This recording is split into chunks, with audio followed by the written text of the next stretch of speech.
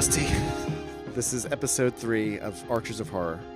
Our film today is What Have You Done to Solange? Yes. I was excited to watch this one. I've had it on my to view list for a while now. So have I. It's considered one of the most shocking Giallo films, at least with the whole mystery or the twist. Yeah. When you hear the title, What Have You Done to Solange, you know it's not a positive thing. No, definitely. What makes a Giallo a Giallo? My first thing would be that there's mystery, usually a murder mystery. Yeah. 1970s. Yeah, definitely. Because it seems like the first real one was The Bird with the Crystal Plumage in 1970. And then it seemed like by the late 70s, they'd kind of died out. But keep going. I would say there's no supernatural elements to it. Oh, that there's no supernatural elements. Usually not, because, I mean, that's where Suspiria, that's why I would say it's half. Yeah, Because I can have see. so. I mean, we should really have gone to, like, Wikipedia beforehand, but No. The fans we love don't believe this. in research here. The fans love we this. wing it. The fans love this. Also, I wanted to ask you, why do the killers always wear gloves? Is it because they're going to go to the pizza party? There are 3 witches on the school. They love the teachers. So here's my question. Here's my Yes. question, which I should have told you about. If you had to investigate a mystery from your life, and you're by nature an amateur detective, you're not a pro. No offense. I'm not a pro either. I read some Hardy Boys as a kid. I think I'm all right. I wish I never could get it together enough to read the Hardy Boys. What about Harriet the Spy? I did read Encyclopedia Brown, and I can Yeah. admit now that in some stories in elementary school, I plagiarized some of the twists. I think that's brave of you to admit that now. It's 33 years later. Just to interject quickly, I remember, I think it was in 6th grade that I didn't plagiarize so much, but just stole the storyline to Streets of Rage, the Genesis game, and used that for a story. What's the storyline to that game? I feel like it's very similar to Double Dragon. To be honest with you, I don't remember. I think it's something to do with a kidnapped girlfriend or sister, and just fighting your way through the streets in a series of bosses to rescue her. Somehow I never played that game. Wow. I can't believe you will admit that on air. I know. That's disgraceful.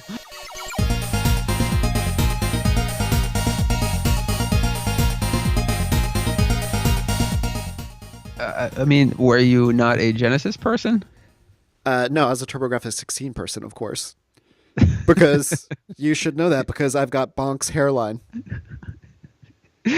Well, just stop rubbing your head with a Brillo pad. That's not going to help. What was your experience with TurboGrafx 16? I never played it as a kid. I played it when they had it set up in the stores. I remember like Bloody Wolf, and I do clearly remember telling people that this could be completely wrong too, but I was telling people that they had the first Street Fighter on TurboGrafx 16. They did. Fighting Street on TurboGrafx CD. And I remember telling people that I played it, which was a lie. Oh my God. It's brave of you to come clean about this on this show. And I know you could play, I don't know if you could play as Saget, but Saget was like one of the regular characters. Mm-hmm. But I also kind of said there was a Birdman. I don't know if any, I don't remember. Is it, first of all, is it Saget or Sagat? I want to just Sagat, I think. not know for the fans. I'm going to be corrected. It's Sagat because I'm thinking of Bob Saget from Full House. But yeah, yes, it's Sagat. Iger! What was it called? I'm going to say Splatterhouse. Oh yeah, Splatterhouse. But didn't you tell me you didn't like Splatterhouse at one point? The Genesis version was insanely difficult for me. Oh, I never played the Genesis version. That was very difficult. Man, I felt like that game was so brutal when you would hit the monsters with the 2x4 and they'd slap into the wall. I was like, whoa, that was like, you could feel that. That was like that 4D theater. You were in the action. You felt like you were getting. I was you were feeling the damage. Wait, I was so into TurboGrafx though. I have to like, if anyone else ever played Andre Ponza kickboxing, please contact me at the asylum. See, while you're in the asylum for that, I might be in the asylum for Sega CD because I thought that was the biggest deal. What games did you have for it? Night Trap was a big one for me. I had Sewer Shark, which was another like. I keep going. Wonder Dog. Wonder Dog. Wait, let's go back to Sewer Shark for a second because I rented that once and I was like, "This is amazing, the full motion graphics." But I only played it for like 2 minutes. Well, the interesting thing, it had the guy from, oh shit, what's his name? From Total Recall, the one that Arnold gives a chop in the forehead. I thought Benny? Not Benny. No, not Benny. Benny's the cab driver. The guy that says like, let me buy you the drink. Harry, yeah, that's it. Harry he was in Sewer Shark. Harry from Work, he was their leader. Yes. But he killed them, yes. Yeah. What the fuck did I do wrong? Tell me. You blamed Quaid! You blamed the March! I mean, it was just a series of pushing buttons at the precise time, but not as, I guess, effective as Dragon's Lair or like Space Ace. Oh my god, I loved Dragon's Lair and Space Ace so much, and I would just constantly want to play those games. And when you didn't have enough quarters, like back when it was originally out and we were kids, it was like I almost felt like there might be a snuff film in one of those, like deep enough. Like it seemed just so full of secrets that it was like I wanted to get to the bottom of that, but there was never any way. See, the thing, I'm ashamed to admit, but I didn't understand how that game worked until much later on in life. I hear that from a lot of people. Okay, so it's not just me. That was a joke. I've never heard that from anyone. All right, so I think we're way off topic here. You know, Did you have a question? Didn't have a question about what? Didn't you ask me? Weren't you starting to ask if I could go back in time or if I could look back to a past event? If you could investigate a mystery from your own life, a real mystery that you feel comfortable talking with about us on the show, Archers of Horror, Episode 3, what would the mystery be? I can begin since I gave you no briefing on this. Yeah, let me think about that. Okay, in the year 2000, I had just started film school at USC. I had just moved to LA, and I went out with like 5 people to the restaurant Chibo, which is like a pizza and sandwich place in West Hollywood, which I believe is still there. And it's just like a normal place that, you know, sometimes you would order from, or you could also eat inside. Anyway, this one night, the waiter was so mean to me. And he, like, look, I know that to the listeners out there, there might be people in their life who sometimes think that waiters are like mean to them or something. I swear, a waiter's never been mean to me in my life, except for this one time. And the guy was so over the top, specifically mean to me, that everyone I was with was like, "What the hell is going on here?" I don't know when I became aware of the actor John Hamm. And maybe I just blended these memories together, but now I remember it being John Hamm. So, did John Hamm work at Chibo when he was a waiter? I guess my mystery of life is actually pretty solvable. What's Didn't you? What were you gonna say? Oh, also, I tipped really high. Like my friend was like, "Oh, you shouldn't tip," and I was like, "No, I have to tip everything I have." But my question: if this was made into a film, what's the running time here? Is it a short? It's like 17 to 19 seconds long. So pretty much, you as a detective would just contact John Hamm or his people or his agent and just ask that question, and you get a yes or no response, and that's it. I feel like you could probably get that solved if you really wanted to. Yeah, no, it's definitely not the best mystery I could have thought of. But now let's hear your mystery, Mr. Wise Guy. Off the top of my head, going back to like 1996 to 98, maybe. We used to frequent a certain Toys R Us. Oh my God, you're gonna tell this story? So at the time when Star Wars was like all the rage amongst, I guess it wasn't like mainstream, right? Yeah, let's very I mean, it specifically. was popular, but Wait, we could totally identify exactly this moment. It was pre-special editions, post-release of the Power of the Force figures. Like 96 was that? It was like we just heard in Star Wars Insider about the new Star Wars movies, and I mean, it was all around a low point in our life, is what you're saying. The plan at core. Well, it was really fun though. But it was fun. We'd go to Toys R Us and get Star Wars figures. Well, we did check to see what new, because at that time, like, new things were just popping up randomly. It wasn't like there was release dates for anything. Oh yeah, no, it made it really exciting.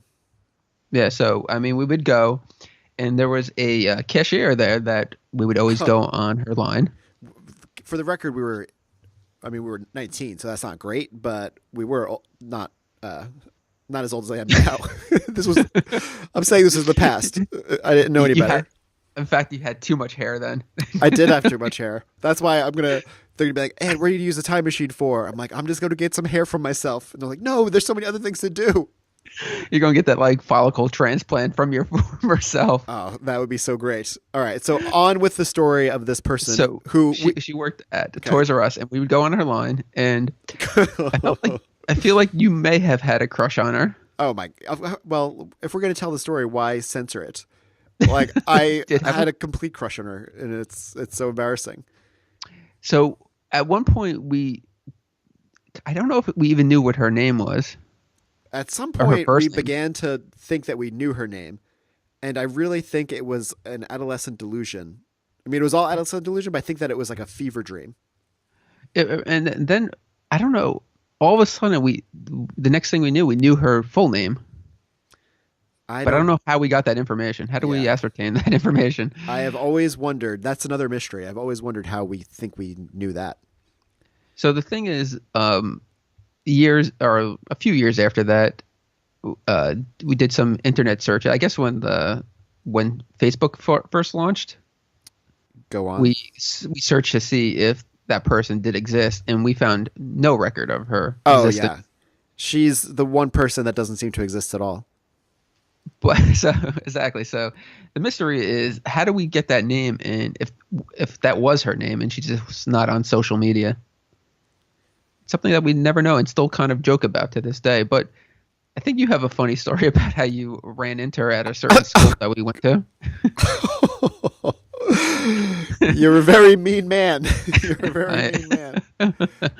Okay, I am pretty sure that I once saw her at this school crossing the quad area. I mean, I was crossing the quad area. She was with a group of like Guidos. I don't know if we're allowed to say that anymore, but they were like the cast of the film Beach Rats, recent independent film. And she was wearing all white, like white from head to toe, and she had white nail polish on. And she looked to the guy and started whispering about me, and like then he looked at me, and it was very clear that she was like, "There's that weird guy who comes into Toys R Us all the time," and the guy was like, always buying a Lando figure. I only had two Landos. Landos. Okay. How many do you have left, though? Is the question. After some tough times in life, I've had to sell both Landos. So you were able to buy a Subway sandwich with that profit? Basically, I really thought that when we were buying those, that we were going to be set for life. Well, we were duped by growing up in the baseball card generation. Oh God! And then comic books, and then Star Wars figures. That was like the 3 consecutive things because like I kind of lost faith in baseball cards, and then I got into comics, and then sadly Star Wars figures was last, or I should say toys was last. Resort. And it's funny because they all kind of follow that arc, you know? Yeah, I'm just thinking of like a 1930s movie where you just keep investing in these things, and you're like telling your wife, like as you're living in like the Dust Bowl era, like, we're gonna make it this time. I got the Star Wars figures. Hey, that's a good idea for a film, like a micro budget movie about a guy who's putting all of his money into collectible toys, and in it he should get that Creepshow figure I have, which is very cool. I mean, it's kind of a good lead into the film because what have you done to this person?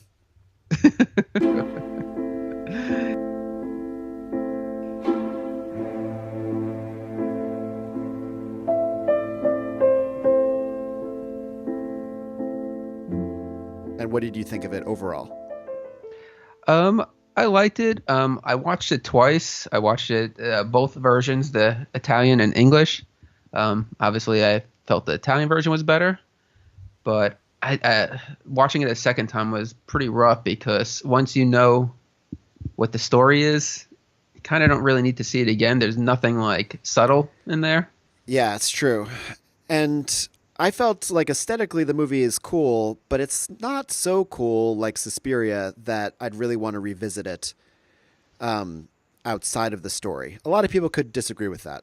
Well, also the music of Suspiria really helps this setting for the film. But What Have You Done to Solange does not have a good soundtrack.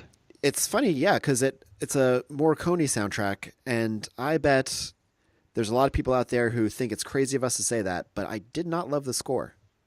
No, I did not either. I like the film, but not the score. Yeah, the romantic song was like kind of interesting when it was...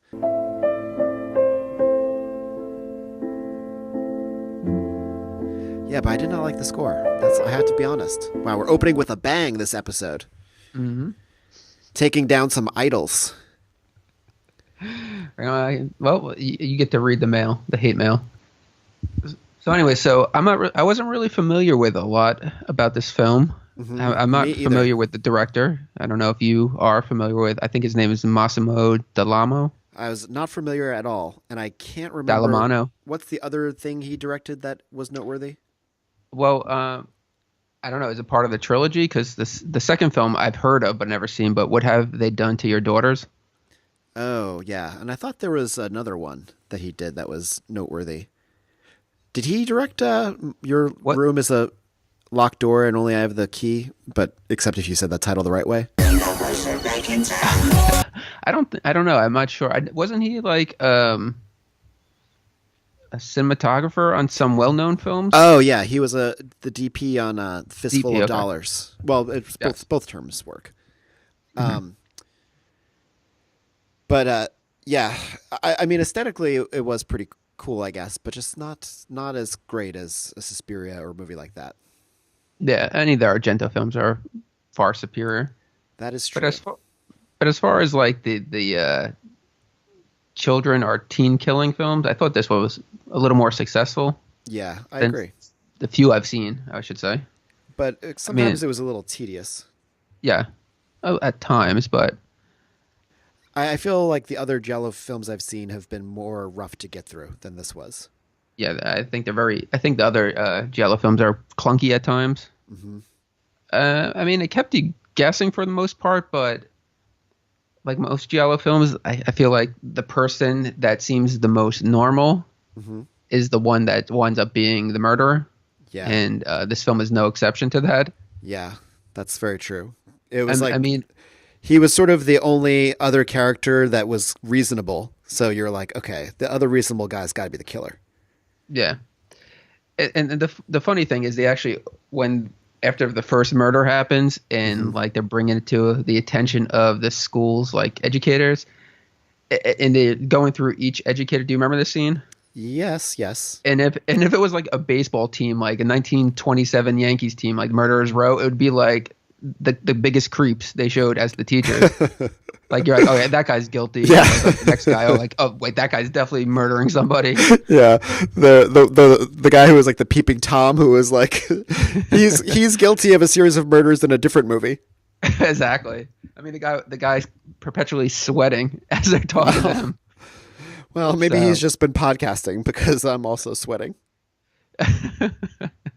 But as soon as I saw, he was definitely guilty of something. Should not have been teaching teenage girls. No, that's the first thing. Were you familiar with any of the cast members? I'm sure there's one name that sticks out. Just Camille Keaton from I Spit on Your Grave. No, I would never have recognized her in the film. I would never have put two and two together if I didn't see the name. Oh, it was only because it was mentioned on the Shockwave podcast, which is a podcast I like. Okay. But I did look up some of the actors in it. The lead, Fabio Testi. Oh, yeah. I looked at his credits and I was just like scanning through them. And it's like, didn't recognize anything. And I saw Barbarella and I was like, oh, he's in Barbarella. Uh-oh. He was uncredited as a tall man at a party. Well, he was great as that. But can I just say, if you haven't seen it out there, but would you say he was doing his best Howling Man impression? Howling Man, the Twilight Zone episode? Didn't he kind of look like the Howling Man? He did. I'm impressed by the reference. Yeah. So anybody that's a Twilight Zone fan, check this guy out. See the comparison. He was also in the film The Garden of Finzi Continis, which I've had on VHS since I was on where? On VHS since that sale that was in North Massapequa at the place that's basically across the street from the roller skating rink. That video store. At that video store. Oh, I know which one you're talking about. Yeah. I got The Garden of Finzi Continis on VHS, and I still haven't watched it, and I still feel guilty about not having watched it. Now, how many people did you have to fight off to get your hands on that? Wow, it was like getting a Cabbage Patch Kid. It was crazy. Yeah, quite a collection of people in this film. Go on. Who else? Well, I mean, just that, like you said earlier, that there was different languages being spoken. Oh yeah, it's hard. It's funny to imagine that set with people speaking different languages at each other. And did you watch the interview with forgetting her name? Karen Ball. Karen Ball. Did you watch that interview? No. She says that like the lead Fabio Testi at times wouldn't even say anything out loud, and he would kind of just mouth his words because he didn't memorize his lines. And she was like, "What am I supposed to do with this?" Maybe that helped with her hatred for him in the film. That's how it works so well. The documentary on the DVD, What Have You Done to Decency, is an interview with her, and she is so negative about the film, and she's like, "It's boring. I was checking my watch. I didn't like it." She's like, "It was a dreadfully long movie. I nodded off halfway through." Anyway, she didn't like the movie. I mean, at times I felt like she was a more interesting character in the film. Mm-hmm. She definitely seemed that she was, was up to something sinister. Oh, yeah. That's funny because I didn't even consider her as a suspect, but I really should have. See, I always consider her because she obviously didn't trust her husband, and the girl, he was a teacher in the school, so she could have been killing students that he was having an affair with. All right, but let's keep going through the cast. Who are some other cast notables you felt? Well, the Inspector Barth is the detective in the film, played by Joachim Fuchsberger. Yeah, he was the other German in the movie. Yeah. He seemed pretty inept as a detective. He did, but he was always around as a friend. He was a good friend. And he was a good friend. At one point, they mentioned that they're in college. Then, at another point, they say that they're in sixth form college. I've heard about this sixth form college in the show Peep Show. She's at college, actually. Sixth form college. Yeah, that's still college. Right. Is sixth form college like community college in England? I don't know how it works over there, but they make a reference to Solange only didn't make it to second form. So what does that mean? Wouldn't it be crazy if you did this character now? The detective who's like the older professor at the school who's sleeping with one of the students, and they're like investigating a murder together. It's very weird how hands-on one of the school teachers who is a prime suspect is how hands-on he is. He seems like every girl in the school is his girlfriend. Yes. Well, they all switched from French to Italian to study under him, which was weird because he not only was the Italian teacher, but he was also the gymnastics teacher. Wow. And I would like to know what his qualifications are. So let's talk about that first scene, because this will take us into these I'm assuming the method of murder is one of the things that makes this movie shocking, right? It's very shocking. Look, let's just take this movie from the top and do the scene-by-scene description that our fans love. All right. So, I mean, the opening scene, we see Enrico, our lead, and Elizabeth, the student. Yeah, the water looked very pretty in this scene. It did. They're just floating downstream in a rowboat, kind of holding each other. Yeah. And Enrico's, is trying to seduce her. Yeah. I forgot about this. He's doing a very fine job at it. And Elizabeth is not really into it. She's trying to stop him. Mm-hmm. And he's kind of like, I don't want to say pressuring her, but he's kind of like getting a little annoyed. He's definitely, yeah. And he's saying, like, you're always making excuses. And then Elizabeth looks up and sees like the shine of a knife, a long knife. Of a murder taking place. Yes. And that's all she sees. And then Enrico's like kind of furious. But she says that she sees it and he's like, oh, what will you say next? Which is just so funny. But imagine if you actually really thought that someone was just saying that to avoid sex. They were like, I saw a murderer. I saw a murderer. It says a lot about the guy if that's the length of an excuse you need for him to stop. Oh, yeah. I mean, this was definitely... Anyway, so keep going. So I guess at that point, he's just like, whatever. They exit the boat and they're walking through the forest or the park. Mm-hmm. And it makes it very clear that Enrico drops his pen. Before they exit the scene. I missed this. Well, maybe on the third viewing. When the pen came up later, I was like, I know that means something. Well, they focus clearly that from the angle. You can, like, that's the only thing you're going to see is the pen. I don't, man. What were you doing? Blinking? That was one long blink. Yeah. But okay, the mechanics of this pen thing still baffle me, because so they found the pen at the crime scene, then the cop later returns the pen to the table. Why would he do that? Because with good old fashioned detective skills, it's the kind of like, I got you kind of aha, like. Because Enrico knows his pen's missing, and when it suddenly appears on his table, he gives the cop a look like, "Oh shit, I was there. Now I have to be honest with you." It places him at the scene, pretty much. Wouldn't it have been better to hold on to that evidence in like a bag rather than putting it back in his house? I think the best thing is to probably fingerprint it and then, dust it for fingerprints and then take Enrico's fingerprints and see if you have a match. But yeah, because it was like he found the pen and he was like, oh, another one just like this was found at the crime scene. Instead, he could have been like, we found your pen at the crime scene. Well, I think we know Enrico has nothing to hide, so like it's kind of like, he's so confident he doesn't have to lie. He doesn't have to be like, oh, that's not my pen. He's just How did you feel? Let me tell you what happened. Okay, so we're starting out in this first scene. They see the murder has taken place.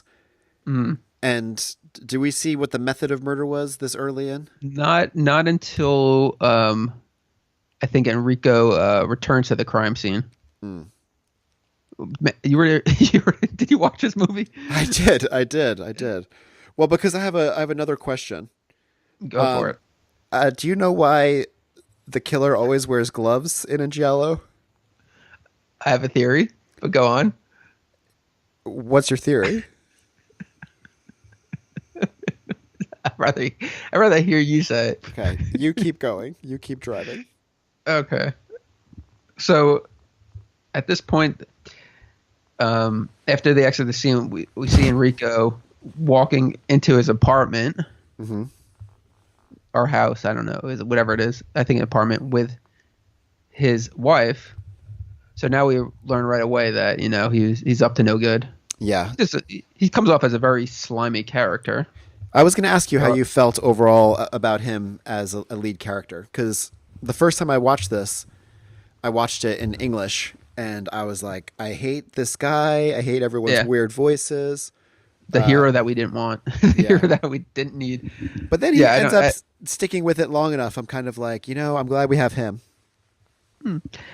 I feel like he's very selfish, though. Like, obviously, if Elizabeth was never murdered, he wouldn't really care so much. He wouldn't have made amends with his wife. He would just kept being pretty shitty to her. But do you think those amends should have been made at all? I mean, in order for the story to work, probably, but in reality, no. Yeah. Just. All right, so back on track. I mean, it introduces. I think you had to have that to introduce us to his wife, who is German. Her name was Herta. And basically, she. They kind of set her up as. I thought they set her up as a possible suspect. Yeah. Just because she is so angry and resentful. She's definitely very, very angry. Yeah. And from the documentary on the DVD, it seems like she was really angry, and it certainly radiates in her performance. I think it was a good job with what's it called? The costume designer. Putting her in those like muted tones and like her hair, the way her hair was up and stuff. It was very just like very rigid and like stern, and she had that like very like SS look to her. Oh, she like totally the SS did. guard look. She kind of felt like someone who almost got the role in a Hitchcock movie but didn't, and like her whole life was angry. I don't know if he was quarreling with his wife at the time, but they definitely don't have any kind of connection or love for each other. We see that they're in like a almost comedically loveless marriage. Yeah, so I mean, he dismisses her and is like, says like, what does he say? Like, oh, you didn't have the radio on or something, like, or when did he put the radio? Whatever he did said, but I mean, immediately like, yeah, he's thinking back to that Elizabeth's story is true, and he rushes out of there to go back to the crime scene. Yeah, and he comes upon the body, right? That has a knife. Well, he just kind of stumbles into the crime scene and Yeah. he's standing there. And the body has a knife it's under a sheet, but you can see like that it's in the woman's vagina. Yeah. Well, Which is, I mean, maybe it was kind of weird to me that later they took an X-ray. I thought that was a cool effect, though, just you could see how like disturbing that is. Yeah, but did that imply that people take X-rays when they've got like a knife sticking out of somewhere? I think they do when they want to remove it. They want to make sure they don't cut any arteries. I mean, she was obviously deceased, so I don't know. Yeah. I mean, the weird thing about her death, I don't know much about this. Maybe a doctor can chime in, but the inspector said that it took her over an hour to die. So there was no screams. So I guess her mouth was taped, right? Yes. But there was no other physical harm. It was just... So that's a pretty miserable way to be murdered. Yeah, it was definitely... there's that movie I've never seen that that guy directed called A Horrible Way A Horrible Way to Die. There's that Adam Wingard movie I'd never seen called A Horrible Way to Die. It must be about this, Okay. So where are we at? Can you imagine being... What do we do? I don't know. We got to pull our lives together. And then he goes back to the school, and that's where we meet the gas leak characters of the educators. Yeah. What do you say, gas leak? Yeah. Wait, did you say ghastly or gas leak? Gas leak? Did you say ghastly or gas leak? Which one do you think I said? Both are true. Both are true. That's No, I said ghastly. Oh, ghastly. Ghastly. Ghastly. Let me You could enunciate that properly. You could also imagine a gas leak on that location that was making all of them a little more mutated. And it's weird that there's only 5 teachers in the school. Yeah. And it's bizarre... there's only 12 students. That is true. And they're all 18 years old, which they point out. So they're at that point. They're not quite adults yet, but they're close. But at least they weren't collecting Power of the Force Star Wars cards. Star Wars. Wait. But yet they were still... Okay, they were young. Okay. I think Mr. Newton definitely had his fair shares of Leia in slave girl outfit. He's the peeping Tom. Oh, yeah. So in the next scene, we have Enrico now telling his class of the 12 girls, and they're doing their calisthenics, and he informs them of Hilda Erickson's death, and the only one that seems upset is Janet. Yeah. And her other friend Brenda, who is kind of, I guess, a pivotal character, is just like, oh, I knew it. Wow, I missed that reaction that they had. You don't like the girl's crying on Brenda's shoulder, and she's just like, "Yeah, I knew it." Very casual. Like, yeah. That was the first clue. If I had started following it then. But yet, and here's the thing that like on the second viewing was like the only thing I missed on the first time. She doesn't offer any information, so she knows the girl. She knows something, and is being secretive about it. Interesting. Yeah, I mean, the second time you picked up a few minor things, but not much. I picked up nothing ever, and I am the cat. The cat has my tongue.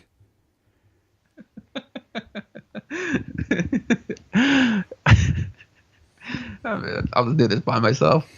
Please do. So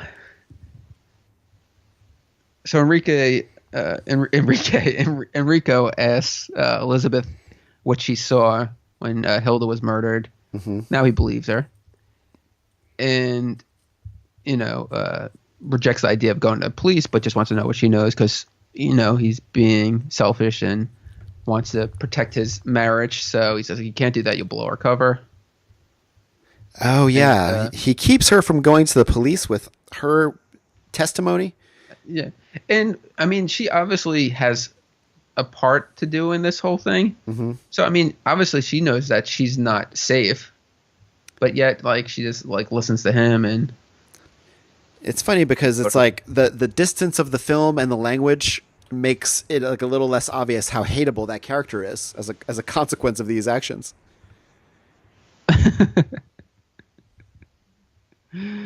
Yeah, so I mean,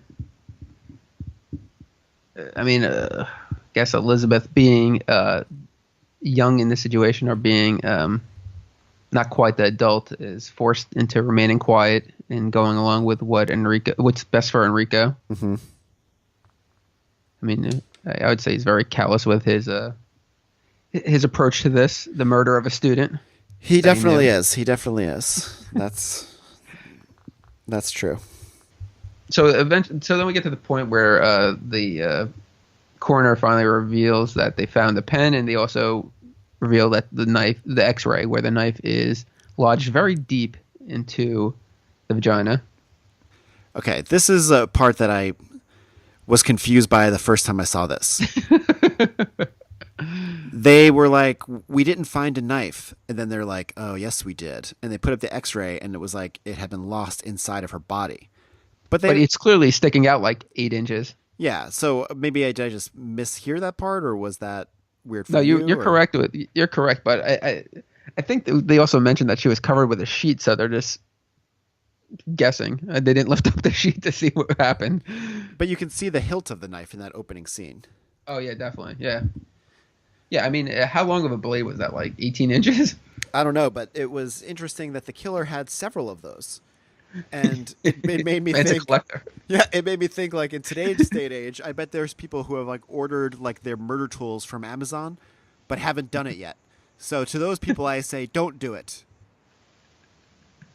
But you'd also probably feel like a bit of a loser if you had like 10 knives and you're like, I didn't kill anyone with my knives yet, and like I gotta get rid of 10 of these and I haven't even done one.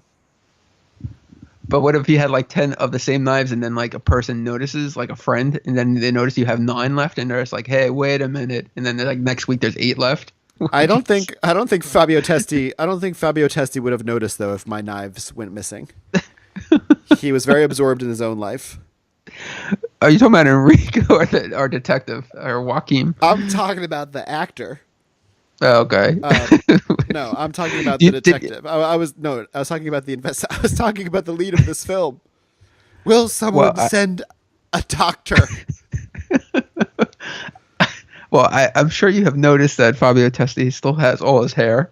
I did. I watched the documentary interview with him, which was I don't even know how to talk about it. It was evocative for me. Well, what happened? I didn't watch it. Well, he's just like an older guy, and I don't know how to describe it. You could just feel all the life that he's lived radiating off of him. Not in a bad way, but it just felt like there was so much of it that it was kind of overwhelming my synapses. I love that description. Wait, while I'm here, because this has been a really rough episode, can I just tell you a really random story that takes place in Rome? Can it stay in the podcast? Yes, it can stay in the podcast. It's going to stay in the podcast right now. Oh, okay. Tell me about it. Okay. One time I was picked up. I was working on my very first movie, a bad movie called Blackout. I was picked up by the producer's assistant, and the producer was like this like Italian billionaire playboy who's a really funny character. And the assistant was like this little bald guy who picked me up like in an old Porsche. And we were driving through the streets of Rome, and he was driving like 80 miles an hour and making the craziest turns on these roads that are like super narrow. And you're like, oh my God, these roads are ancient. This is so scary. And I was shitting a brick, and I was like, hey, do you ever get into accidents? And he goes, oh, all the time. And I was like, all the time? He's like, oh, yeah, it's all the time. And I was like, oh, my God. And he's like, turns really hard again. And he's like, the last time I got, and he's motioning with his hand. And I'm like, flipped? And he's like, yes, flipped. And the thing that it hit me, it was, not a car. It was like a kid to drive it, but also a real car with a real gas. And I was like, a go-kart? He's like, yes, a go-kart. And I was like, what the fuck? Anyway. I arrived alive. Is that guy still alive, or did he finally succumb to a car accident? He was actually like a young guy. He looks like a very cute bear. Not like he looked like a really cute, skinny bear. What kind of bear are we talking about? Like Snuggles? Actually, he looked a lot like Snuggles. Where are we at with this friggin' movie? You tell me. So now, well, I don't know what I was going to say because I have. Hold on. I don't even think. Very weird. Last night I was looking around desperately for the Blu-ray of this, and the cleaning woman had been to my apartment, and I could not find it. And you know what I thought? I thought, what have you done to Solange? Rusty, do you know why people in Giallo always wear black gloves? Or just gloves in general? Because they're going to the pizza potty. I had some cupcake icing. I'm hoping the sugar helps me. Oh, boy. Carry us forward. Okay. You're our only hope now. I'm trying. This is a hard one to work with. This is a really hard one. We find out that Elizabeth lives with her uncle, but she does have a father who appears in the film. Yeah, the father is extremely angry. With good reason. Yes.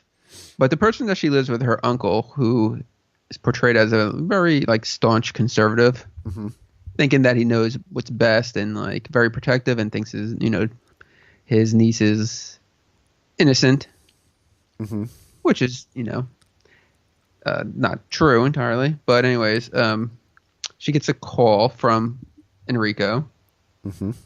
And he's telling her about how he wants to meet up later. He's back. He's over the murder of his student, and he's but he also wants to know what she saw, right? Because he's kind of interested in investigating the murder at this point, but not as much as he will become. Well, I think he also knows that he's kind of could be a potential suspect. So he could be acting selfishly. I agree. Yeah. So he reveals that he somehow just purchased a love nest. Oh, this love nest. Go on. Yeah, we got to talk about that. But he wants to meet up with her later, and she's, into it. They're making some plans. And I thought, while he's talking, we have his weird new neighbor, which is a cross between Grizzly Adams and Hagrid. Yeah, that's a good way to put it. The weird beard guy. Yeah, he's the eccentric neighbor. That guy was actually in my dreams last night. And he was a villain, not just a red herring. What kind of dream did you have? He was just coming to kill me. But he's definitely like the clumsy oaf in this film. Yeah. Like he's smelling the roses that Enrico had delivered, and This film might have had too many red herrings. they really did. Is that another? That must be another symptom of the Giallo, that there's like 18 red herrings per movie. Yeah, I mean, I didn't really waver much on who I thought the killer was. I went from Herta to the actual person that was the murderer, just because that guy was way too like sane. But anyway, so in a weird scene though, Enrico's like talking to Elizabeth and making these plans for later, and then he's just like, "Hold on a minute," and he puts on like a record. Oh yeah. And like she's just like starts like nodding and like stargazing as she's listening to the song, which I always find to be very bizarre to play music for somebody over the phone. Yeah, he puts on this record and she suddenly is like, it's as if a spell comes over her. She already agreed to come over to the Love Nest, but now it's just like, oh yeah, like he's setting the mood. Like, but this inspires a good question. Have you at any point in your life played a song romantically, or any content romantically, over the phone like that to a love interest? I would say probably, but I've done something much cringier. Go on. There was this person that I was kind of had a crush on. I think most guys did. She was an alternative older girl. I'm sure you could probably figure out which one it was. It's yeah. Well, it's. Oh, okay. I hope you better put the slide whistle on that one. I just did. Okay. So I made plans with her. You know how when you make plans with somebody that you kind of like, but they're like such vague plans. Oh. That in your head it's like, oh, this is a date, but in her head it's like, oh, we're just going to do this casual thing. Oh, I guess so. I thought you meant more just plans that were never going to happen. No, well, it was plans like, oh, I was like, oh, you like punk music? Like, there's this great CD place called like Slip Disc. Like, you want to go there one day? And so she gave me her number. Oh my God! And I was just like, all right, when I call her, I have to come off as cool, which never works. Definitely not in this episode. Definitely not. No, the second, anytime you tell yourself like you got to be cool, you're doing the complete opposite. I know. So right before I called her, I plugged in my electric guitar. Oh God! I put like all the effects up, like the distortion and like the reverb, and like it's sitting especially like close to the amp, so you're getting that like feedback. And she picks up and she's just like talking. I'm just like, oh, what are you doing? And she said whatever she was doing, and she's just like, what's that noise? Of course, that's what the setup was. Like I wanted her to say, and I'm just like, just playing some guitar. And then I started playing like really lame like guitar riffs, like Sex Pistols, but very poorly. And like maybe even trying to play like a Dead Kennedy song. Oh God! And like just immediately losing my audience. Like I knew she was so uninterested. I mean, mine is much worse than that. Does that story keep going, or? Basically, she did wind up hanging out. But when we did hang out, she asked if I could also pick up her boyfriend because I picked her up. So I made some good excuses and wound up saying my car didn't have enough gas to go that direction into the place. And we didn't wind up picking him up, but she obviously wanted to get home quickly to go hang out with him. Oh yeah, and the idea that you were gonna seal the date, like you were gonna charm her after that, that was like giving her. Man, Laurence Olivier on stage could not bring that home. I love it. Sure. Sorry, my throat is closing up on me. Yeah, my allergies are bad, but I want to know what your story is. Oh, God. Okay, so when I was in 8th grade going into 9th grade, I really liked this girl. But, oh, my God, that's a random person. Oh, do you know what's insane? This is how I decided to like her. My friend's brother was driving him or both of us to the airport, and the Van Morrison song Brown Eyed Girl came on.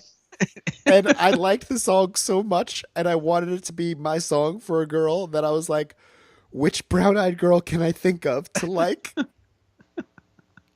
And so then I had a completely imaginary crush which then became real because my friend told her about it. Oh. But somehow I ended up hanging out with instead. Oh, is that how you became romantically involved with her? Yeah. But one part of the story you might not know is that when I asked her out, she was like, "Oh, but the thing is, like, I'm going to only be on Long Island for, 2 weeks because my parents, we all go out on our boat." And then what are they, like longshore fishermen that don't come back? That's a very Long Island thing. I mean, people did that. Anyway, that sounds like the worst excuse to get there. Maybe it was. And then what happened next is I played her a little snippet of the film Vision Quest. Oh. What, the part where Matt Modine is getting very aggressive? That wasn't the scene. Wow, no. Although I do agree that scene is very problematic to modern eyes. Yeah, it's very problematic. I mean, it was problematic then, but wow, talk about killing the vibe on my story. It's the scene where Loudon Swain, played by Matthew Modine, is talking at the end to his mentor figure from the hotel where he works. I was at the hotel. They told me you took the night off. And he's like, "Who cares if I win that wrestling match or not?" It's not that big a deal, Elmo. I mean, it's 6 lousy minutes on the mat, if that. You ever hear of Pele? And then the guy tells this like moving story about how he once saw a Pele goal when he was like cleaning a room or something. I'm watching a Mexican channel on TV. And he thought about his little life, and he was like, "I hate the 6 minutes. It's what happens in that 6 minutes." And but when I got back on the phone, so long story short, it's an inspirational speech about how you can make the most out of the time you have. Wow, that's awful. Wait, you didn't even play a song? You played a clip? It was I thought for sure you were going to play at least like John Wade's Change. People talking. Okay, I do love the song Change by John Wade. And they're saying that you're leaving. But no, I played this scene, and then the funny thing is that I had put the phone on the back of like the TV, like an old-fashioned CRT TV. Mm-hmm. And so like those speakers were like whoa, whoa, whoa, whoa, whoa. So she was just going, what are you doing? So I got back on the phone with her, and I was like, "So what do you think about that?" And she was like, "I couldn't really make anything out, but all right, I'll go out with you." He must have come off really confident for that to work. I think I came off just so pathetic. You were like a puppy dog. No, I think she didn't know what to do with me. She was like, none of this, not even like in like a creepy way. I think she probably just like, that couldn't have even computed. Vision Quest? Such a random movie. But so where are we at? Let's try to get our composure going. Yeah, I agree. Get on track with this. Yeah, completely. All right, so we're talking about Enrico's sweet pad, his sweet little getaway. I don't know, on a teacher's salary, I don't know how he has 2 apartments, but that's one thing, and the other thing is that this is his love nest he's gotten to hang out with his girlfriend.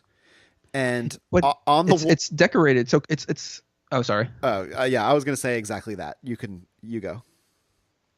He put it together very quickly in the course of like a morning. by the afternoon, he had it all set to go. Wait, but that's not. I thought you were going to say that he decorated it with like photos of naked women and stuff. It was like, why would that be what she wanted? I was going to definitely address his aesthetic of over his bed. He put some posters, not even like art, not even like erotic art, but posters of topless women. Oh, so she shows up at the apartment, and they're fooling around, and he's clearly going down on her in the scene. Oh yeah, that was interesting. But then when he goes, to have sex, she has flashes of the murder again, and she sees things more vividly. Yeah, I felt like I felt like in her visions, if she had seen like crazier shit and it had been like really psychedelic, that would have elevated this Giallo to another level. That would have totally been successful. Worked well for the movie in the scene. But instead, that all we get is her just seeing more of the murderer. Yeah, she kind of just sees like a flash of the knife in the darkness. Yeah, and she says, "Oh, she's like the knife was for her." So, I mean, a little bit more evidence that she's somehow wrapped up in this whole thing. Yeah. But she also mentions that. Is it here that she mentions that she sees what the murderer's wearing? Here's another part I missed. I didn't know if she had told him that off screen or not. That she realizes that the murderer was wearing like a priest's outfit. Yeah, the habit. Yeah. And yeah, so that's pretty much a scene. So now, how does that scene end? Shit, man. It's still going. It's still going. There's one theater in Italy that's been showing it. It's quite a burden on everyone. Mamma mia! And now we move to the next student who was part of the Green Pin clique, Janet Bryant, where she receives a mysterious phone call, and she thinks it's from one of her friend's father, and he's there to retrieve a book. Mm-hmm. And he lures her downstairs and says, "Oh, can you bring out the book?" And she goes down, and then he just grabs her. Yeah, we see it in a classic Giallo way, like the POV of the killer for this kill. Yeah. Yeah, I like that she runs up to the door and is surprised. Like, couldn't she see in the glass that it wasn't like the father? Like, we don't know what costume the murderer was wearing, but do you know what I'm saying? Or am I? Oh yeah, no. I know exactly. Sorry, I have brain damage. Not the Arrow film, not yet. You just got Arrow films. We really need the sponsorship. This is just a down episode. We're gonna be back. So in a classic Giallo scene, the kill is seen from the POV of the killer, right? Or is she not killed? Is she just kidnapped? She is murdered. Oh yeah, okay. Viciously as well. We get a more clear image of how the murders happen. Yeah, which at first I thought was just gross for grossness sake, but at least it tied into the story. He brings her to a location that's key for the story. Where is that? Murders are on Ruth Holden's property, so that name hasn't been mentioned yet. Yeah, but she's very pivotal to the film, and is pretty much the reason why the murders are happening. And the next morning, her corpse is discovered by Ruth Holden. Mm-hmm. And that placement of the corpse is very deliberate. Yeah. Now, here's where Elizabeth speaks to, like, the headmaster, I guess. Mm-hmm. And his name is Bascom. Yeah. And do you want to say his role in the movie or not yet? Yeah. Wait, was he the headmaster or was he just a fellow teacher? He was a fellow teacher, but he seemed to be also in charge, so I assume he had the headmaster role. There's nobody else that was in that position. Yeah. He kind of directed the other teachers. Here's a very basic question about the film. Yes. Did Solange go to this school? That's a good question. And they leave that kind of vague because none of the teachers seem to know who she is. Yeah, because it seemed like I think they said she went to a different school. But it seemed also like the clique of girls kind of all moved to this school. Yeah. But maybe I'm just confused. Yeah. So, I mean, should we give stuff away now? I mean, yeah, spoiler alert. Away. Give it all away. Spoiler alert is we don't care Solange. About spoilers here. We don't care about spoilers. I want to make a statement. Okay. Well, I would hope that people maybe would check out the film before listening to this, but I'm sure they don't give a shit. It's always going to be a better experience to go through these crawl through summaries if you've seen the film. So don't complain about spoilers. Also, it's not really important what happens in a movie's plot. It's an aesthetic experience, as we learned with Dracula. Yeah. So here goes nothing. So Solange is actually Bascom's daughter. Yeah. So, and Bascom is also the murderer. He is the murderer. He's so clearly the murderer because he's just so normal. Yeah, as we said earlier, he's the only reasonable guy in a crew of maniacs. So of course he's the murderer. Yeah, from what I learned from just watching any film that's a mystery is that they portray every other character as possible, except the person that's guilty is never portrayed in any way, just very neutral. And this is no exception. So Bascom is the murderer and also the father of the title character. Yeah. This actor just seemed like a more legit actor too. You were like, oh, they wouldn't waste this guy on a small role. No, he would have just been with the ghastly cast of other teachers. He could have so easily also played the inspector. Like they look so similar. The first time I watched this, it was on the projector in bed, and the projector had been underneath my bed for like 8 months, and like pulling it out, setting it up, and being half asleep watching it. I was just like, is this just the same guy with a different haircut? They all have that 70s hair and sideburns. They do. I'll have that 70s hair in about 15 minutes. You should get the LBJ hair in the 70s with the slick back, like that slick back mullet type of thing with the sideburns. Oh, I don't think I have enough hair to slick back. I really like this like ongoing thing of that you're balding. Like I think people would be shocked. I think I said that last time. Well, here's the thing is that I just don't look bald yet in photos. But this summer in Australia, I went to the barber, and the guy was I went to him because I read on like the online reviews. They were like, oh, like he's a great guy. I can't do an Australian accent right now.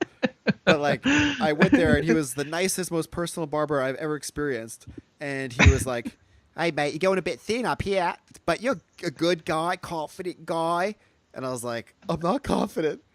And but I was like, oh, that was like the universe had to send me the most benevolent angel to deliver that news. It wasn't like a mean barber. It was like this was like the nicest, most personable guy of all time. He was like, and he's like, you can own, you own this style. But it was like, what, like this patch of my head that's bald, but it's like a random patch. You have no choice to own it. Oh man. Well, I'm getting the toupee from the elevator operator in Vamp. Bring it back to Vamp, better days. Anyway, back to you. Back to take us through that. Take us through the Solange. So Bascom is also his disguise is the priest's habit, which he uses to gain the confessions from the other girls. So he knows, who's guilty of what and their whereabouts and everything. So he has all the details. Yeah, I thought that was interesting. That was cool. Yeah, that was definitely interesting. So now Elizabeth gets a key to Enrico's love pad, and she's just heads over there during her lunch break, and she decides to take a bath. And we see from the killer's perspective, or his point of view, that he's just moving frantically around the apartment and winds up in the bathroom. Yeah. And just starts drowning her, one-handed drowning her. He sprinted into that murder. It was like a first-person shooter style case. It was like Doom, watching old school Doom. And he passes Hagrid, the character of Hagrid, on the way out. Yeah. And Hagrid, who should have gotten a good look at him, fucked all that up. He's a completely useless character. I hated that guy. Yeah, he was useless, and he was really off-putting looking. Like, and whenever he was on camera, it seemed like the film stock was like a shittier version. Like when he was on camera, it looked like Cannibal Holocaust or something. Like the film suddenly got shittier. It just made him look ugly. I don't know. I'm sorry if that actor is out there listening, but we both know he's surely dead by now. Oh, wow.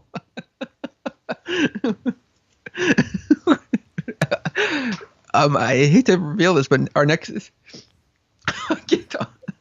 If I have to rebuild myself by tearing down that guy with a beard, I will. I hate to reveal this to you, but our guest star for next week is actually the actor that played him. Well, my face just became like Terry when he learned that his mother was getting remarried in the film Blood Rage. I love that face. What? As the new head of the household, you should be carving the turkey. Well, it's not cranberry sauce. Remember those days? I do. There's no that. classic lines from Solange. That's the problem. There isn't. But what we do have is that Enrique. God damn it! What we do have is Enrico, not really that upset about discovering the corpse of Elizabeth, his young lover. Yeah, he seemed like. Well, I still have Hertha, so. Well, but what we find out is that when they do the autopsy on Elizabeth, it kind of clears his name because she's still a virgin. This was an uncomfortable moment for everyone watching. Explain how. Explain Well, yourself. I mean, wasn't it just kind of a weird moment where they were like, and she's still a virgin? Like, Well, I mean, her father's now in the scene and wants to see Enrico hanged for that. And like Inspector Barth is like, oh, we can't prosecute. Yeah, we still are waiting out for some details. And then they say, well, was she sexually assaulted? And it's like, no, she was actually a virgin, which is just weird to have that thrown in there. yeah, no, it was a really weird. So Herta and I think we discussed this earlier, but Herta and Enrico patch up their marriage. When Herta finds out that she was still a virgin, she's like, "Oh yeah, everything's good in our marriage now." Her demeanor completely changes to like. So she's like the black cloud that hovers over her head becomes merely a gray cloud. It's funny. They even changed her look. Like I mean, her colors are still kind of muted, but like her hair's down a little bit. She's got a little more makeup with her face, a little more liveliness. And she's just like, Enrico, can we talk now? And he's just like, can we talk to one another? And Enrico's like, we already know each other, like, but we just got lost for a while. And her heart just melts with that line. Yeah, I've been saying that to people on the street. Doesn't work as well. And see a partner slipping away, and you cling on to those last few strings, and she managed to rope him back in. There you have it.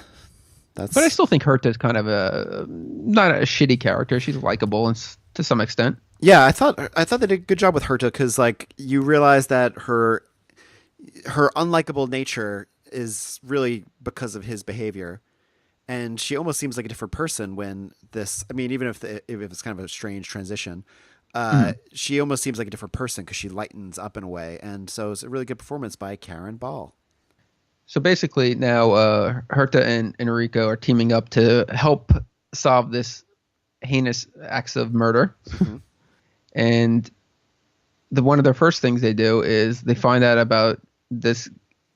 I guess did they find out about Solange, or how did they find out about Philip Sullivan, the erotic photographer? I don't know, but let's just say they do. They found out about Solange because she's making the phone calls. Yeah. She's making phone calls to find out which Solanges have gone to like the schools. Oh, yes. You mean after the photographer, she's making calls looking into who the Solange is.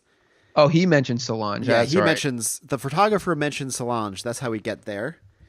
Okay. And, well, there was also a line that they weren't always into the guys because of what happened to Solange, that they mostly did lesbian stuff. Was that the implication? Oh, he says it. It's pretty clear. Totally missed that. That was my Catholic repression built in, just canceled out that fact of the movie. Okay, so Brenda is asked at this point if she was friends with Hilda, but she denies it. But she's called out by Herta when Herta's addressing the class that she was, part of the biggest clique with Hilda, Janet, Elizabeth, and Helen. And she denies it, even though she's obviously part of this secret clique. But one of the friends, Helen, is clearly frightened. Mm-hmm. Okay, so what do you think about that? I think, fuck you. Here's where we're introduced to the idea that in the documentary they hit this kind of a lot, that there's two different worlds, like the adult world and the kid world. And it's pretty interesting because it's true. And that like the girls are all kinds of transitioning between these two worlds. So they have their secrets and they have that, but there's also the consequences of the adult world in the form of Professor Bascom, who's taking revenge. Yeah, I think the shower scenes also portray those two different worlds. Oh yeah, definitely. Like that was one thing they said about how the peeping Tom is looking in just like we're looking in. Yeah. I think they also the relationship that these teenage girls have with adults. I mean, most of them are either trying to control them or prey upon them. So they're definitely part of that world. Yes, very true. But while still being asked to hold to the standard of the child world. Yes. Remember that toy store, Child World? Yeah. I love that place. Yeah, it always had a magic to me. But I never really, I went there once, I think. It was like your personal Disney World. So it was like always trying to get back there. Like I remember, for instance, there was one Harbor Day at the Seaford Harbor School that we went to, and they had this thing, Dinky's Dungeon, which was like a bouncy house. And ever since that day, I always wondered if I'd ever see it again. Oh, we'll save those days for another podcast. Yeah, let's just getting a little late over here. Let's just get through the plot as quick as possible. As quick as possible. All right, so I guess from there, Herta gets some information about this guy named Philip Sullivan. We're going backwards. Okay, so from here, Herta finds out from Brenda or Helen that there's a older guy that the girls were seeing named Philip Sullivan, who's an erotic photographer. Yeah. Philip, I guess, knew either maybe sexually or got friends were sexually involved with Janet and Hilda. And he says, they were both. I think it's definitely implied that they had a sexual relationship. It seems like Phillips, he's living a pretty groovy life. Yeah, I mean, he's living on a houseboat, and he has like a naked girl just hanging out with him. Remember being a kid and really wanting to live on a houseboat? I don't know if I ever wanted to live on a houseboat because I knew somebody that lived on a houseboat. Oh yeah, who did you know? But you don't have to say it out loud. But I mean, I'll whistle it. I don't remember his name. His name was. I didn't think he lived on a houseboat. I thought he lived in those like condo complexes. No, his father lived on the houseboat. I remember when I first went to a houseboat and I realized it was like not a boat really. Like it was just like a regular house. One of the kinds that's like a regular house, but it's just like on a water foundation. And I was like, this is like the worst of both worlds. I remember his houseboat. I was actually on it once, and it was actually pretty nice. Oh, that's cool. I remember in like sixth grade, there was like a weird tropical storm that we had during the sixth grade year, and instead of sending us kids home, we were still at school all day, even though a tropical storm was happening. And you weren't allowed to leave class or leave school at the end of the day until your parents picked you up. So, of course, my mom, not knowing this, didn't pick me up until like 6 o'clock at night. Yeah. Which was horrible. But anyways, I remember I was stuck with who owned the houseboat. And he got like a call from his dad. And he was just like, oh, great, the houseboat's gone. Oh, my God. And I remember just thinking like, oh, my God, like I want to know, is this houseboat really gone? But it turned out that the storm was really minor. And it was just a precaution. And his houseboat was fine. Wait, so how did gone come up? How did what come up? Wait, when he said the houseboat's gone, what did he mean? Oh, because he was being overly dramatic. Like, I guess he got in touch with his dad and was coming to pick him up, but then he came back into the class and was just like, yeah, just found out houseboat is completely sunk. And we were all like, holy shit, like, like the storm's really bad. And he had so many good toys. It would be like, we could go on a diving expedition to get both Voltrons. Remember he had both Voltrons?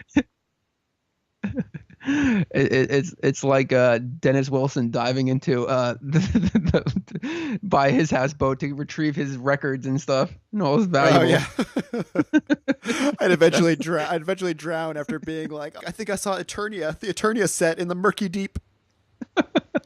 I'm gonna try to get it, but it's so massive it could. I might just anyway. Whoever said that love could die?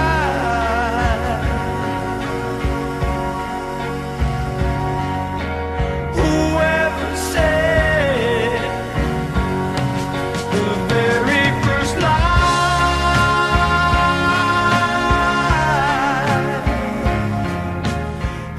Oh, if he had the USS Flag, man. Well, the USS Flag would never sink. Was that proven? Did it ever actually float on water? I don't think anybody was able to bring it out on a lake or anything just to test that. You're forgetting about Desert Storm when it served our nation so bravely. All right, let's get through the end of this film, please. All right, just briefly touch on what's his friggin' name? Philip Sullivan. Oh yeah, he describes Janet and Hilda as easy lays. Yeah, he says that, and he's also taking photos of a nude model at the time who he's got disguised as a zombie, kind of, right? Yes, with And- milk, with a And bottle of so, milk. he's taking photos of someone who appears dead. It's like, is this our red herring number 19? Yeah, but it's weird because Enrico's like, "What do you mean?" He's just like, "Well, what does it say in Masters and Johnson?" And do you know who Masters and Johnson are? I thought he said, what does it say in the Kinsey report? No, he says something like, you've read the Kinsey report. It might have been like a translation issue. Really, it's Masters and Johnson. Wow. Maybe we got They different copies from Arrow. This is who knew this was going to happen? Episode 3. Do you know who Masters and Johnson are? No, I don't. They're researchers that studied in the 60s, 50s, 60s, maybe, human sexuality and the human sexual response. Wait, but does he also mention the Kinsey report, or No, is that what he not in the says in the versions I subtitles? watched. Wow. Yeah, But- Masters and Johnson, Okay, we're gonna have to look this up. and He definitely Pretty- says it in the Italian subtitles. but anyway, so then he casually mentions like that the girls stopped fooling around with older boys after what happened to Solange. Mm-hmm. And that's the first mention of Solange, and that's about an hour and 20 minutes in. That is, yeah. It's Solange. You would think the whole time you're wondering what did happen. What is the deal with her? You're like, it's gonna have to come up sooner or later, but I'm surprised it's been this long. Yeah, but to our disappointment, Philip doesn't know what happened to her. It's not his story Yeah. to tell.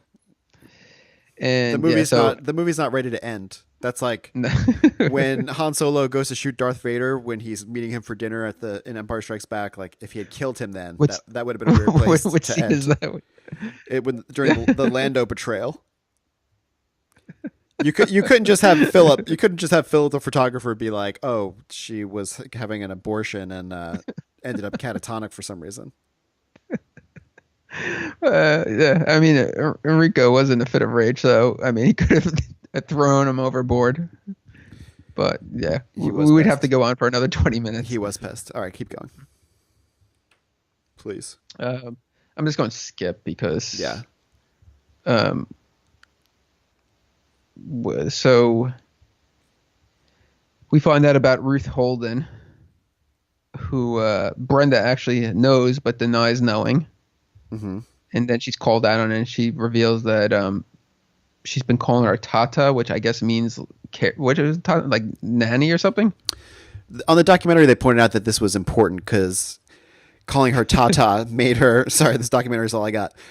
Calling her Tata made her part of the kid world, which was. Yeah, that actually is important.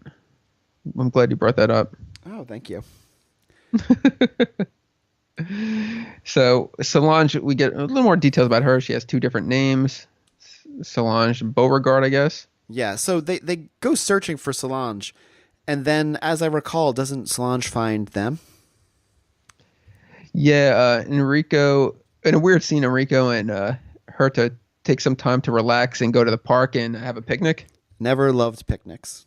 Go on. And Solange disappears, and she's clearly has some kind of disorder. She appears. It sounded like Yeah, you to said have- disappears. Maybe you said just No, appears. she appears to have some kind of disorder. She's very childlike. Mm-hmm. She's Wait, but she she's- just happens upon them, right? Like she comes Yeah, up to she's- them in the park. Well, she's like flitting about in the park, I guess, and just shows up like standing over them, looking down on them. But I don't think they notice her, right? I think they do when she's running off, right? Fuck. Oh. I hate not knowing that. But so Solange ends up looking over them at the park, but is she just looking at them and thinks they're random people? She doesn't know that they're looking for her, right? Yeah, I mean, she doesn't know. I mean, we don't know what her level of understanding is. One of the issues, she's regressed to like an infantile state. But it's just a complete coincidence that she ends up standing over them at the park looking at them. Yeah, because I mean, Bascom has taken her out of school and is like very protective of her. Mm-hmm. So like he, I guess, has a caretaker watching her 24/7. So they probably just take her out for exercise or something, and she just happens to be at the park at the time. Okay. But going back a second, there's a scene. I have to go back. I don't know if it was intentional or not, but where Enrico goes up to Ruth Holden's house, and he like gets out of his car in like a busy street, and he almost gets hit by a car. Did you see that? Yeah, I was wondering if that was if that was part of the film or if that had just happened and they left it in. I think it just happened because he seemed genuinely like taken aback by almost getting hit by a car. Yes, and it seemed really close, and the car was coming pretty fast. So anyway, so he shows up at Ruth Holden's house. We got to address this. Yeah. And we find that her dog got its head. The dog has its head bashed in. People don't like when you kill a dog in a film.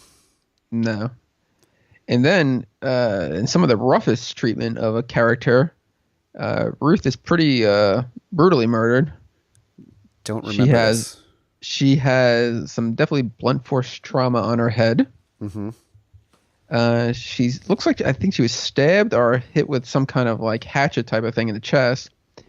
And then she has a sickle that she was stabbed in her vagina with. I thought that what were you saying? That was a lot to see. But the whole sickle part was crazy because the guy had been using the same knife at this point. I was like, oh, he lost his hookup with that knife. Yeah. That style of knife. The bladesman went out of business. He was like, what am I going to do? This shop, I don't carry it no more than it is. Mamma mia.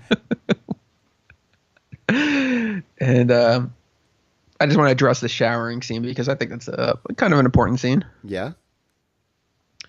Because it definitely shows the two different worlds, as you were mentioning before. We see the girls like gossiping and playfully being playful in the shower. Yeah. And almost at that like childlike state. And we're at a camera angle. We're on the same level. And I feel like we're part of that conversation and we're part of that world. Mm-hmm. And then it switches over to the Mr. Newton, the creepiest character in the movie. Yeah, he's definitely the sweatiest of the red herrings. Who's watching them through a peephole in the window glass. And we're taken to his perspective, his point of view, and it's definitely the adult world. Yeah. Where his gaze is like sexualizing them. And is this also his second peeping? I really hope it is. Yeah, it's his second peeping. And when we switch to that angle, isn't that where we see Brenda and Helen. And that's where we see Brenda and Helen, and that's where we kind of now have irrefutable evidence that there's like a cover-up. Yes. So that's kind of an interesting way that those worlds meet at that moment. Yeah. So let's just keep moving. Yeah. Keep trudging along here. We have here. to apologize to the viewers. We're going to have better episodes from here. It's a bit of a late night for at least me. I don't know about what's your excuse. I woke up at 7:30. I watched What Did You Do to Solange? What Have You Done to Solange? Wait, I'm tired. I woke up at 7:30 to watch What Have You Done to Solange? Is that not the title of this film? It is the title. Talamano is turning in his grave right now. Welcome to Archers of Horror episode 3. All right, so I just trudging along through this. The police decide to create like a sting operation. Yeah. And have Brenda show up at an amusement park to lure the killer there. Mm-hmm. I don't know why they thought that was going to work, but I guess they knew she was next on the list. They should have watched the film Face Off. Then they would have been like, let's not do this. So, of course, you have the most inept cops, which even comedically show how inept they are by saluting each other in the park. Oh, yeah. They're really bad cops. And and of course, one cop gets distracted by talking to two of Brenda's friends who were there to support her, and Brenda and Solange wind up getting taken away. Mm-hmm. Although I guess we should address Solange was part of the trap, right, to lure Brenda away. I have no clue. Well, Solange was. Do you remember that she was on the merry-go-round and Brenda recognizes her? Yeah. And then, like, Brenda starts talking. Solange was definitely used as a tool of her father to get Brenda away. Yeah. But, like, Brenda recognizes Solange and is talking to her, but, like, Solange is mute here, not saying anything. Yeah, this is. I sometimes have conversations like where I'm Solange and this, and the other person is like, "Oh, what happened to them?" So the girls disappear. We're back at the police station, and the cops being completely inept, saying like, I don't, they don't know what happened. And in walks Bascom for no reason. I don't know why he showed up, and he's just like, "Oh, my daughter is missing." Mm-hmm. Which I felt that was one of those weird scenes that just didn't really make sense. Am I seeing that wrong? Am I remembering that wrong? No, I think you're seeing that right. It's like the whole mystery is who is Solange and what happened to her, and both of the big reveals are not done as a result of what the investigator is doing. It's kind of just like the answer walking up and introducing itself to you. Yeah, it's like their own volition to like come in the room and be like, "Oh, by the way, Solange is my daughter and she's missing." Yeah. Once we know, I mean, we already know that he's the killer, but once we know that the daughter is Solange, that's no longer any mystery. Yeah. So we find out that she's regressed to an infantile state about Solange. For some reason, now the weirdest thing is then after that, Bascom and Herta and Enrico show up at Bascom's residence. Mm-hmm. Or did I say that? The inspector. And he's very grief-stricken about his missing daughter. Mm-hmm. But why are they hanging out? Why did Enrico and Herta go there? He wasn't a suspect. Like if we were trying to solve a crime and then somebody's kid went missing, why would we just take our attention there and go like, "Oh, let's go over to that person's place"? Well, Larry has TurboGrafx 16 CD. And I'm dating someone in the game Sherlock Holmes Consulting Detective. That was a horrible game.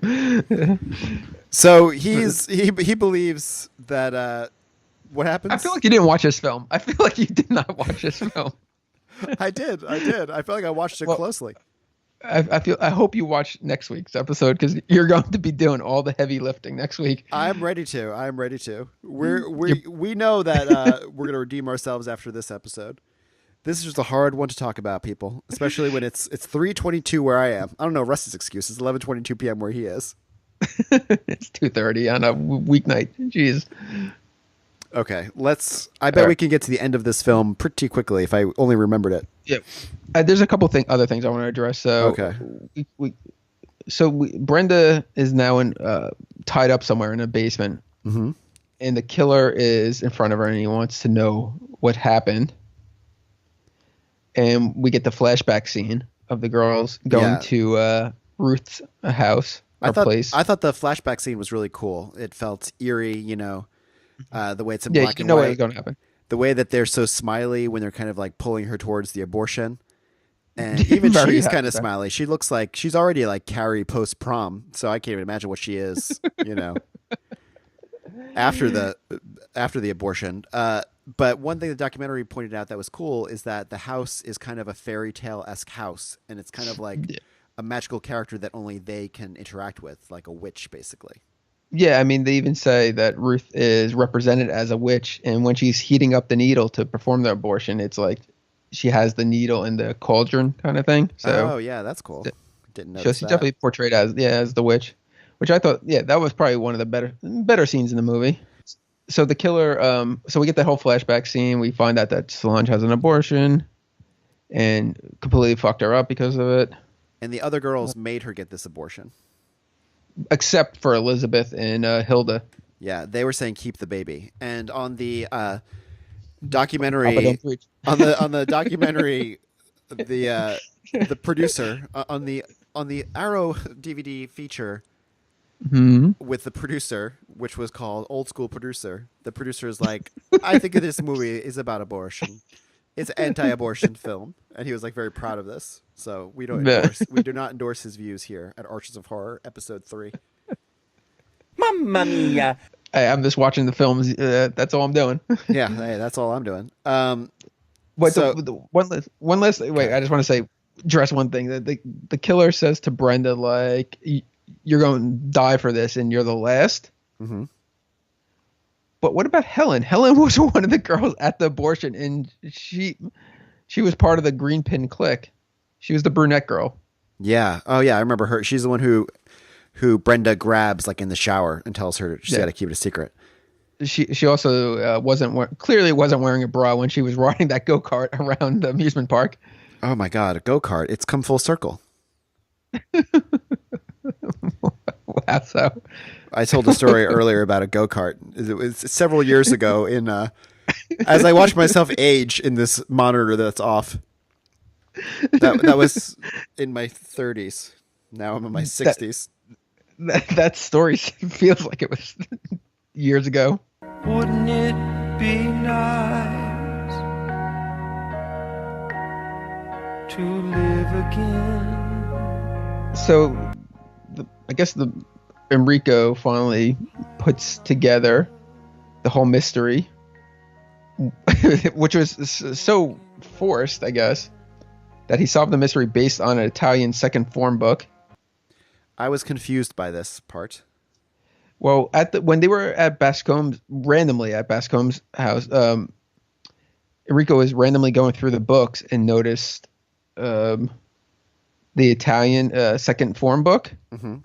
And to test his theory, when he explains to her I'm so sure of it, he goes to Janet's house, the girl that was killed, and finds that her book was missing because that was the book that Janet brought down.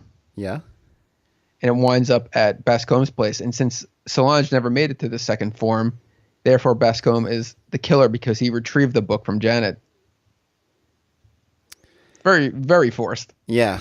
Did I explain that well? Or did I think so, but I just feel that earlier a pen at the scene meant nothing. Now, like a book that has not played any role in this story. It played. Mamma mia. The only role it played was when the murderer deceptively called up Janet and said, like, "Oh, I'm picking up the book. This is Mr. Bryant." Oh, yeah.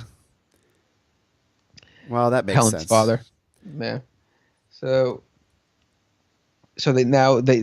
Enrico puts everything together. They rush over to Bascombe's place again. The thing about this, I'm sorry. The thing about this movie is it seems like there's so many other ways to solve the main mystery than what happened. Like there's so many other webs of clues that could have led to, like there's so much in place that didn't really seem to pay off. Yeah. Well, I like how like when they actually show up at Bascombe's place again, like Solange is there. And they're like, whoa. And then like Bascombe walks in very awkwardly with like carrying a diaper. I don't know what he was carrying. He looks around and is just like, what's going on here? And then he's like, oh shit, you found my daughter. Great job, guys. do you know what I'm talking about? No memory of anything. Your life is a blur. And so do you remember do you want to tell what happens at the end? No, I'm like sweating to death. You become Hagrid. I'm now the crazy guy with the beard. Was he killed? I don't remember. No, he just was. The comedic scene of him running down the street. Oh, okay. Of him after seeing another priest, like, for some reason now Solange takes Herta by the hand and takes her down to like their like catacombs, and shows her the murderer's clothing, the habit, and the beard, the fake beard. And now I guess Herta screams and they come running in, and like as the inspector goes running in, Enrico is watching Bascombe slowly open his drawer and retrieve a gun to kill himself with. Do you remember that? Yeah, I remember that. The one thing I'll give him credit for, whoever was the makeup artist, they actually, after like the showing the deceased Bascombe, they show his like temple area, which has like the bullet hole and the blood, but they also put the gunpowder residue. Oh, I thought that was a cool detail. It made me think about gunpowder residue. Yeah, when I took some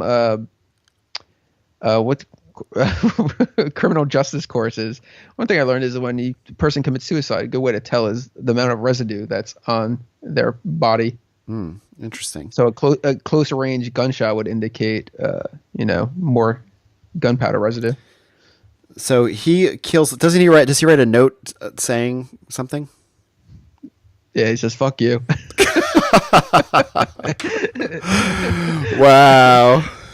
Mamma mia. He says, "Finish this shit up." People talking. What do you know what the note actually says? No, what does the note say? I don't remember. I blurred on that one. And the movie ends. There you go, everybody. That was what have they done to Solange. The note says, "That's what they did. That's what they did." But but they also said like like right before the credits, it's not really an epilogue, but like the inspector's just like tying up any loose ends for the viewer. Mm-hmm. Do you whatever? And he's just like, oh, the girls had a secretive club. They wore the green pins. They had sex parties. Yeah. Oh, and Solange got an abortion against her will, which is true, but she did seem like she knew what she was going there for, right? Yeah, she was smiling and laughing on the way into the abortion, and she definitely knew what it was. Maybe it was against her will once it started going bad. Yeah, I like the line that Ruth gives her, like, just pretend it's another sex party as she's inserting a long needle. Oh, I forgot about that line. I forgot everything from this film. Very, very creepy. Well, that is What Have You Done to Solange? Well, you can't cure madness, especially if you've had an abortion. That's the message. That's not staying in. Well, that's not my opinion. I would say overall, I'm glad to have seen this movie. I'm glad to have gotten it off of my list, but it's not a movie that I can imagine watching again. And it seems like a lot of people out there like this movie more than I like it. I mean, I would never watch it again, but I did enjoy it. I did like that it ended on a happy note that Solange now seems to be part of the Herta and Enrico family. So, well, you know, but she also looks pretty traumatized in the freeze frame that it ends on. And do you know that Blood Rage ends with the freeze frame on Todd? So 66% of the films we have done here end with a traumatic freeze frame. Well, they do say that the damage cannot be undone, so it should end on a freeze frame of Solange looking incurably mad. Well, I guess that sums it up. That does sum it up. That sums it up. Well, we'll never talk about this film again. I don't know if we have a good episode here. I feel like the madness has extended to us. It definitely has. The madness has definitely extended to us in this episode. And we're still getting over those initial episode bumps, so... I want to know what they've done to you watching the movie, because it's clear that you did not watch it. Well, it's 2:33 in the morning. This room is 120 degrees. Not to make light of this, but I would not be surprised if I opened the door and realized that I was in the middle of like these fires in LA. I mean, like in the north. Anyway, if I was in these fires in California. All right, now it's time for everyone's favorite part of the episode. The big reveal. The big reveal. And this time, all right, Rusty's you ready for this? pick. I'm excited. I'm really excited, and I have no idea what you're going to pick. Well, I'll just do a brief setup. Cool. I've seen this film before. It's very comical. It's a horror film, but I think will be a lot of things to discuss. Cool. And everybody wants to know is, do you have the stuff? Wow. The collision course with Larry Cohen has been coming for the entire run of this podcast. And here we are with The Stuff by Larry Cohen. I have always wanted to see this movie. I remember thinking it was just so crazy that there was an evil ice cream movie when I was like 10 years old. And I remember wanting to see it then. I rented it once, watched like 5 minutes of it. And now I'm really excited to see The Stuff. It's baffling.